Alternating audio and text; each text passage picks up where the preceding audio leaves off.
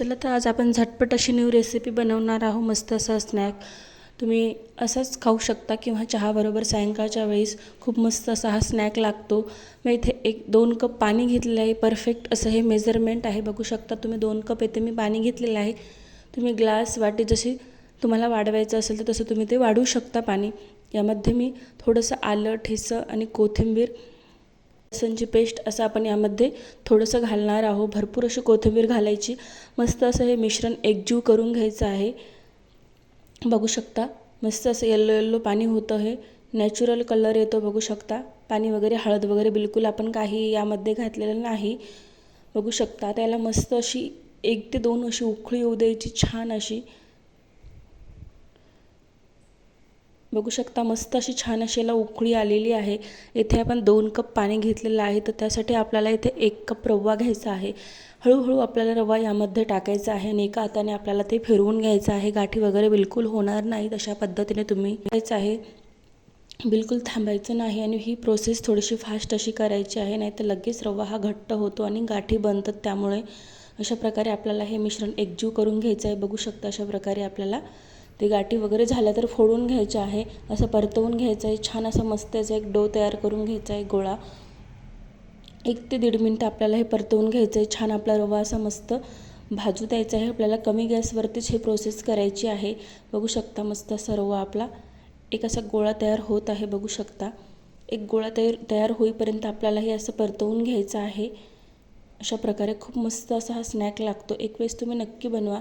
खूप झटपट अशी रेसिपी आहे आणि खूप कमी साहित्यात बनवणारी आहे. काही 1 वाटी रवाच लागतो फक्त. बघू शकता लहान मुलं तर खूप आवडीनं खातील. बघू शकता मस्त. आता हे आपल्याला प्लेटमध्ये काढून घ्यायचं आहे. मस्त वाफल्या गेलेला आहे आपला रवा. आता हे आपल्याला प्लेटमध्ये काढून घ्यायचं आहे. मस्त असं पसरवायचं आहे. अशा प्रकारे झटपट अशी ही रेसिपी आहे. सर्व मिश्रण मी प्लेटमध्ये काढून घेत आहे. आपल्याला हे मिश्रण साईडला ठेवून द्यायचं आहे 1 ते 1.5 मिनटं थंड होईपर्यंत.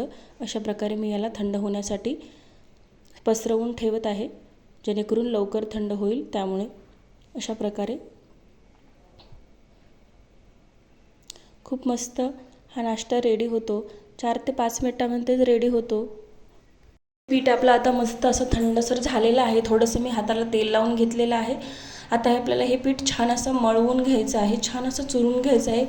जसं आपण पोळ्यांचं पीठ कसं चुरतो त्या पद्धतीने आपल्याला हे चुरून घ्यायचं आहे. याचं मस्त एक डो तयार करून घ्यायचा आहे. बघू शकता अशा प्रकारे थोडंसं असं गरमसर आहे.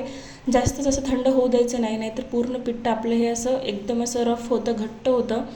त्यामुळे कोरडं कोरडं झाल्यासारखं वाटतं. थोडंसं असं नरमपणा राहतो त्यामध्ये. तर जर आपल्या हाताला जेवढं सहन होईल गरम तेवढं पीठ आपल्याला हे राहू द्यायचं आणि चुरून घ्यायचं आहे. अशा प्रकारे मी चुरून घेतलं आहे. बघू शकता किती मस्त असं एकदम स्मूथ असं हे पीठ तयार झालेलं आहे. 2 याचे डो करून घेते आता मी 2 मस्त. आणि आपल्याला हे पीठ अशा प्रकारे बघू शकता 2 असे गोळे करून घेतलेले आहे मी. आता आपण याला अशा प्रकारे तुम्ही जेवढं तुम्हाला जाड ठेवायचं तेवढं तुम्ही ठेवू शकता. जेवढं लांबीला ठेवायचं तेवढं तुम्ही ठेवू शकता. बघू शकता मी थोडेसे छोटे छोटेच करत आहे. खूप मस्त असं हा स्नॅक रेडी होतो. झटपट आहे, जास्त वेळही नाही लागत. तुम्हाला ज्या शेपमध्ये पाहिजे तुम्ही त्या शेपमध्ये सुद्धा करू शकता. आजची रेसिपी तुम्हाला कशी वाटली कमेंटमध्ये नक्की सांगा. आजचा व्हिडिओ आवडला असेल तर एक लाईक करा, शेअर करा, कमेंट करा, सबस्क्राईब करा चॅनलला. व्हिडिओ कुठून पाहता ते पण कमेंटमध्ये नक्की कळवा. तेल आपलं मस्त असं गरम झालेलं आहे. तेलामध्ये आता हे आपण मस्त असं सोडून देऊ. एकदम गरम तेल झालं की आपल्याला तेलामध्ये घालायचं आहे. म्हणजे काय होणार, तेल हे स्नॅक जे आहेत ते तेलकट होणार नाहीत. एकदम असं गरम तेल झाल्यावरती बघू शकता अशा प्रकारे आपल्याला हे परतवून घ्यायचं. आतमध्ये एकदम असे पोकळसर होत आहेत. खूप मस्त असे हलके फुलके, वरून क्रंची आणि आतमध्ये एकदम असे पोकळसर. खूप मस्त असा स्नॅक लागतो. चहाबरोबर तर खूपच मस्त लागतो. एक वेळेस तुम्ही नक्की ट्राय करा. आणि आजची रेसिपी तुम्हाला जर आवडली असेल तर नक्की एक लाईक करा. आपल्याला मीडियम गॅसवरती अजिबात हे तळायचे नाही, फुल गॅसवरतीच तळायचे. टाकल्यावरती लगेच 1 मिनिट आपल्याला फुल गॅसवरतीच तळायचे आणि पुन्हा मग आपल्याला कमी गॅस करायचा. याने काय होईल, तेलकट होणार नाही, तेल पकडणार नाहीत हे स्नॅक.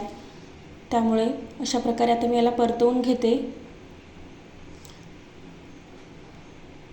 थोडेसे लालसर असे थोडासा गोल्डन असा कलर येऊ द्यायचा याला. खूप मस्त असे क्रंची होतात, बघू शकता किती मस्त असे झालेले आहेत.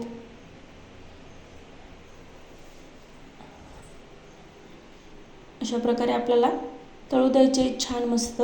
आता आपण याला काढून घेऊ. मस्त असे झालेले आहेत लालसर, बघू शकता. आता यामध्ये मी थोडंसं काळं मीठ घातलेलं आहे थोडंसं, आणि जिरा पावडर यावरती घालायचं आहे. बघू शकता की ते आतमध्ये असे पोकळसर झालेले आहेत. तुम्हाला मी जवळून दाखवत आहे.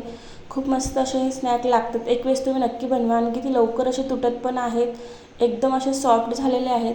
आजची रेसिपी कशी वाटली कमेंटमध्ये नक्की सांगा. व्हिडिओ आवडला असेल तर एक लाईक नक्की करा. चला भेटू पुढच्या व्हिडिओमध्ये. बघू शकता मी परत एक तोडून दाखवते तुम्हाला, किती असे पोकळसर आतमध्ये झालेले आहेत. चला तर पुन्हा भेटू पुढच्या रेसिपीमध्ये.